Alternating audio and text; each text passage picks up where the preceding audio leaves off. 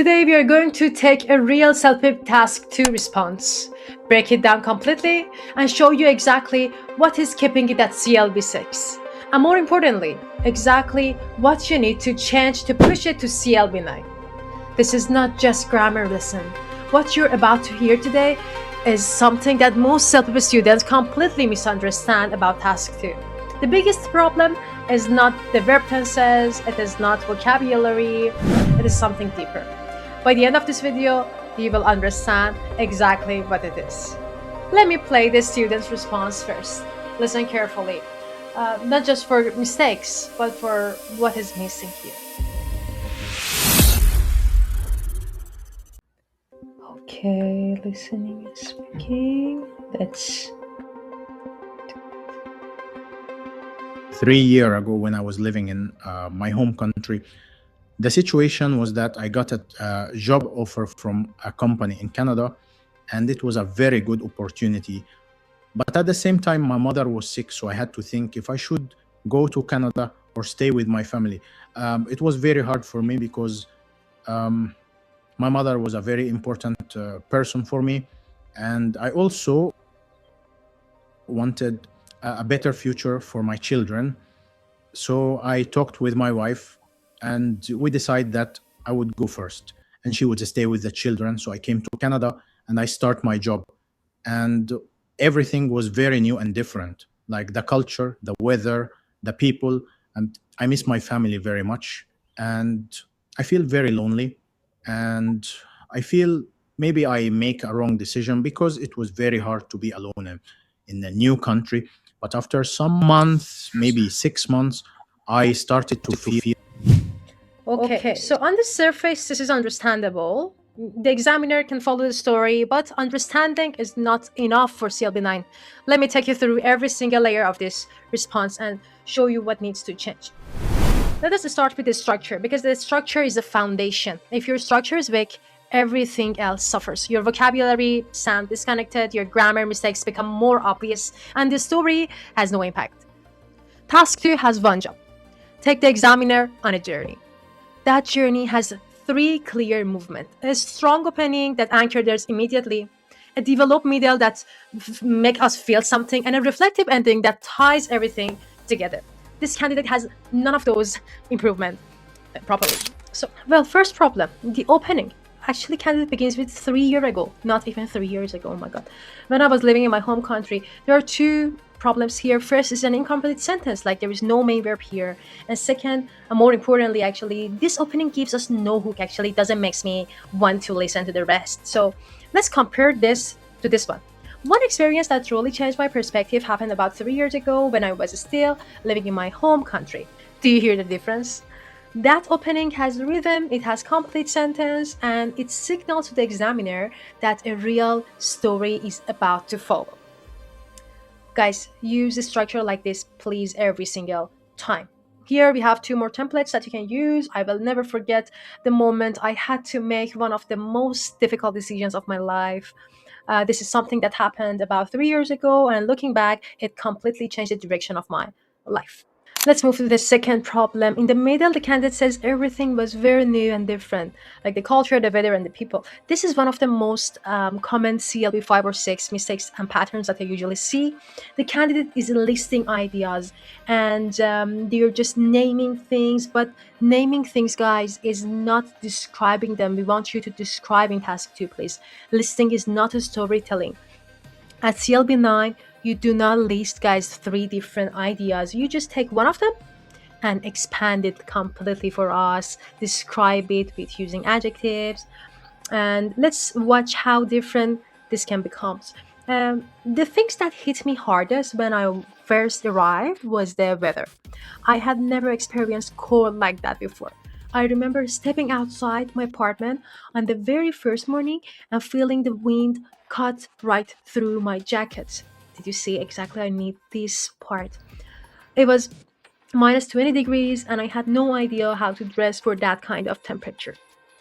It sounds like a small thing, but in that moment, I felt completely unprepared for everything that was coming. That's all. Guys, this is the same idea, the weather. But that's exactly the difference between CLB 5 and CLB 9. And finally, the ending. It simply stops while he was still describing the event. It happens a lot. Unfortunately, there was no lesson, it was no reflection in the end, and there was no emotional landing point in the end as well. Usually at CLB 6, students finish by describing the event like that, but at CLB 9, candidates end the story by giving it meaning, like describing about how they felt at that moment or what lesson they learned out of that event. Let's see these two strong ending templates. Looking back, I realized that making that decision taught me something important. That the most difficult choices are often the ones that lead you somewhere you were supposed to go. In the end, stepping out of my comfort zone was one of the best things I have ever done, even though it did not feel that way at the time. Let's talk about grammar. I want to be clear about something before we start. Grammar is not the main problem in this response, but it is still a problem and it is costing this candidate points. So let us go through it precisely. The three tenses you must control in task 2. Task 2, guys, is a past experience, as you know, which you have to like work with three tenses: simple past, past continuous, and the past perfect. Let me explain exactly what each one does and when to use it.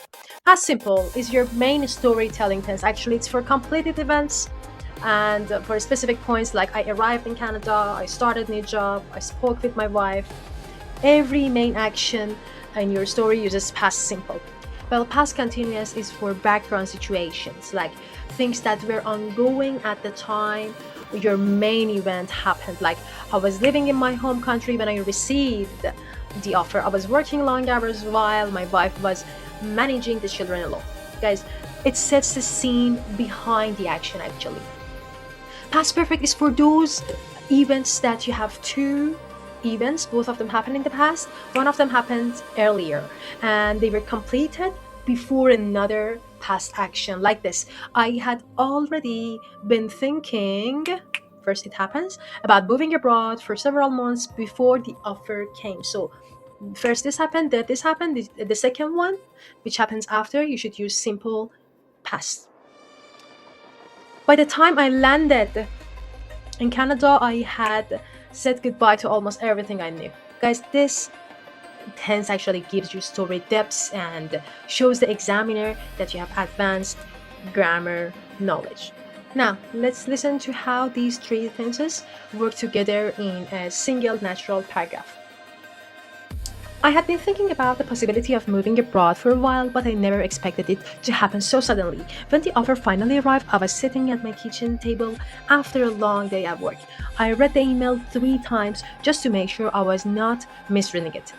It was a real offer, and I had to make a decision within 48 hours. Did you see, guys? We used I had to be thinking, like past perfect continuous, and variety of different tenses. We want this exactly. Please give us the same thing. Thank you. Let's see what specific mistakes he made in this response. Most of them was related to simple past. He usually forgets to add ed, like here, decide. It should be must be decided, of course. Again, I start. It should be started. My new job. I miss my family. It should be I missed my family again. And then I make a wrong. So I made the wrong decision, obviously.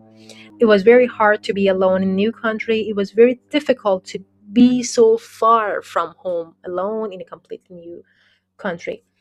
Another problem. It was very hard to be alone in a new country. The better option is it was very difficult to be so far from home, alone in a completely new country.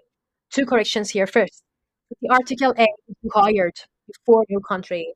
In English, singular countable nouns requires article. Second, notice how improved version adds so far from home and completely new. Guys, this small addition costs you nothing in terms of time, but it gives the sentence emotions.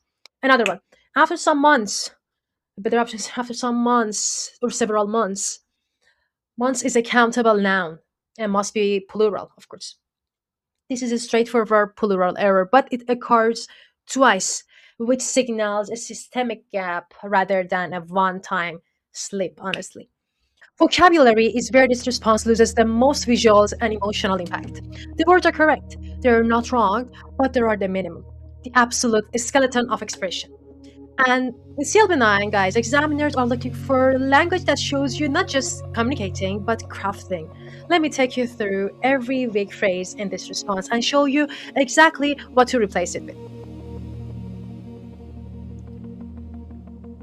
Well, instead of it was a very good opportunity he could use, it was an incredibly promising opportunity, one I couldn't afford to turn down. Wow, look at the difference. It was exactly the kind of career opportunity I had been working toward for years. Grammar as well.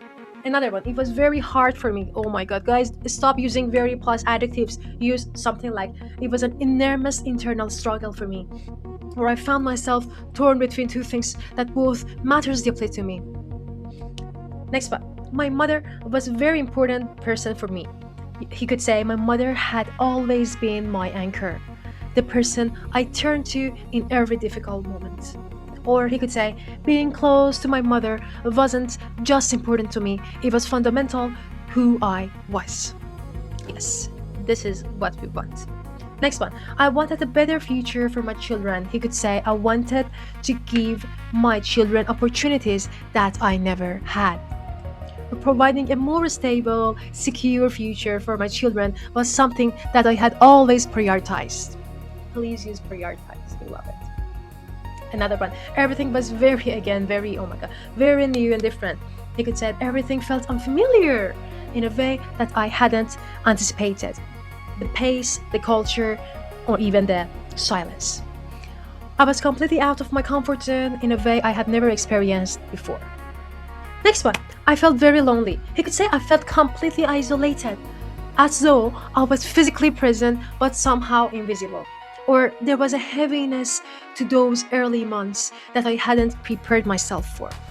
And finally, it was a very wrong decision.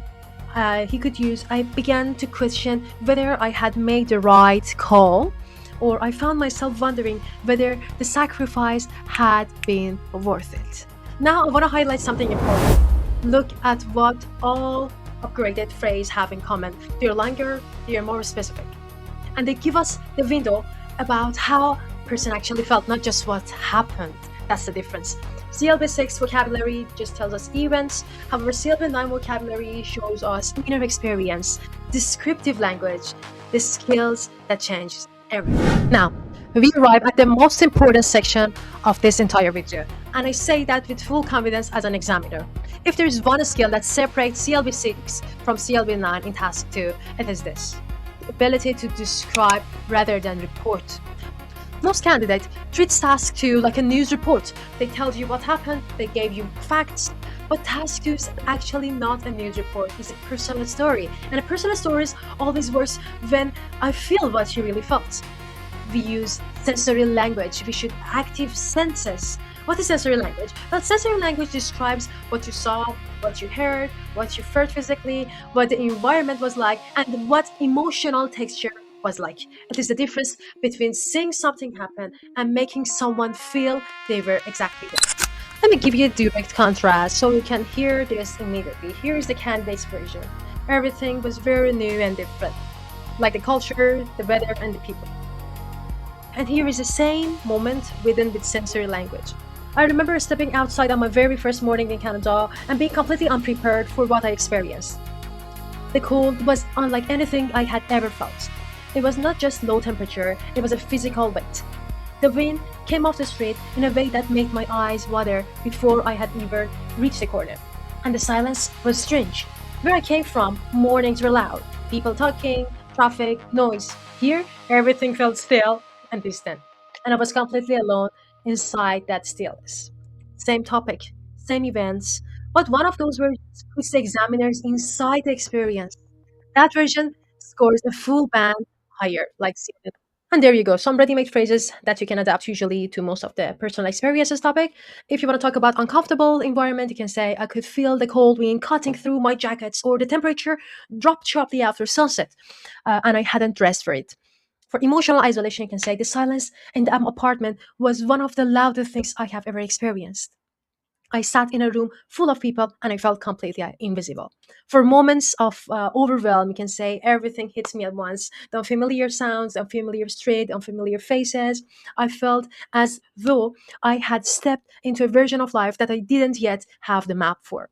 For moments of difficult decision, you can say, I remember sitting with that thought for a long time, turning it over and over, knowing that either answer would cost me something. And for positive turning points, you can say there was a moment, small, almost unremarkable, when I realized that things were starting to shift. Or I remember the first morning I woke up and felt something close to normal. Well, about his fluency, in general, he continuously spoke, which is good. However, there were two patterns that I found and makes this a fluency score at CLB 6. He just used big connectors like and, so, but. You can use for contrast. Despite this, even so, what surprised me, though, whatever, to showcase, you can say this was largely because of this, or what made it particularly difficult was something, the reason I hesitant was something. If you want to move the story forward, you can say what I didn't expect was looking back now, or what I remember most clearly is whatever. And for adding reflection, you can say in hindsight, what I came to understand later was blah blah, and I think that was the moment I realized.